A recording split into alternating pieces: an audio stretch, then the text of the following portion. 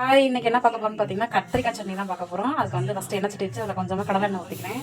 வந்துருச்சு. இப்போ வந்து பட்டை மிளகா ஒரு 7 மிளகா எடுத்து வச்சிருக்கேன். இப்போ அதையும் அதுக்குள்ள சேர்த்துக்கலாம். பட்டை மிளகா நல்லா கிளம்பிருச்சு. இப்போ வந்து வெங்காயம், தக்காளி, கத்திரிக்காய் எடுத்து வச்சிருக்கேன். இப்போ அதையும் வந்து இதுக்குள்ள சேர்த்து நல்லா வதக்கிப்போம். வெங்காயம் நல்லா வதங்கிருச்சு. அடுத்து வந்து தக்காளி ஒரு 3 தக்காளி கிட்ட நறுக்கி வச்சிருக்கேன். இப்போ அதையும் அது கூட சேர்த்து நல்லா வதக்கிப்போம்.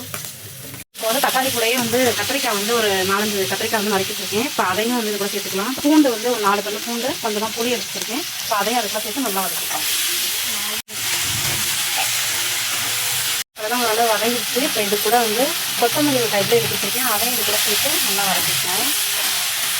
வெங்காயம், தக்காளி, கத்திரிக்காய் எல்லாமே நல்லா வதங்கிடுச்சு. அதை ஸ்டவ் ஆஃப் பண்ணிவிட்டு நல்லா அரைச்சிடும். வச்சிருந்ததுக்கு வந்து மிக்ஸி ஜாரில் சேர்த்துக்கிட்டோம். இது கூட கொஞ்சமாக வந்து உப்பு, கொஞ்சமாக தண்ணி சேர்த்து அரைச்சி எடுத்துக்கிட்டாச்சு. இதில் வந்து கொஞ்சம் தேவையான அளவு தண்ணி ஊற்றி மிக்ஸ் பண்ணிக்கிட்டோம். இப்போ வந்து தாளிப்பு ரெடி பண்ணிடுவோம். அது வந்து எண்ணெய் சட்டி வச்சுட்டு கொஞ்சமாக கடலெண்ணெய் ஊற்றிக்கலாம். நல்லா காஞ்சிருச்சு. இது கூட வந்து கொஞ்சமாக கடுகு சேர்த்துட்டு கொஞ்சமாக கருப்பு ஒன்று சேர்த்து நல்லா வெடிக்குது. இது கூட வந்து கொஞ்சமாக கருவேப்பிலை சேர்த்துக்கலாம். சட்னி கூட சேர்த்துக்கலாம். சேர்த்து நல்லா கலக்கலான்னு விட்டுக்கோங்க. இந்த வீடியோ உங்களுக்கு பிடிச்சா லைக் பண்ணுங்கள், ஷேர் பண்ணுங்கள், சப்ஸ்கிரைப் பண்ணுங்கள். தேங்க்யூ.